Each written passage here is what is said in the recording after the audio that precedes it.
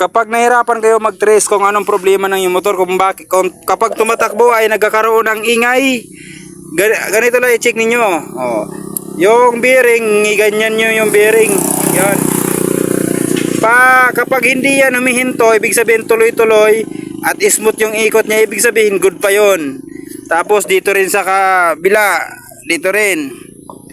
Oh, ibig sabihin, ayun oh, smooth siya oh, smooth oh. Yun oh, tuloy-tuloy siya. Pero dito sa sprocket din, sa sprocket, tingnan natin, ayun oh. Oh, ayan oh, tumitigas siya oh. Oh. Oh, tumitigas siya. Mayroon siyang portion na matigas ikot. So, yun ang dahilan bakit siya umingay, kasi yung mga bulitas natin pumapalag. Ayaw na siya umikot kasi mayroon na siyang tama oh. So, ganun lang sa pagtis ano, para hindi kayo maghanap kung ano yung bibilhin nyo. So, dito sa motor na ito ay napatunayan natin na naging problema niya ay ang bearing sa sprocket. Yan oh, bearing lang yan sa sprocket oh. Oh, yun. So, kaya tatanggalin natin yan.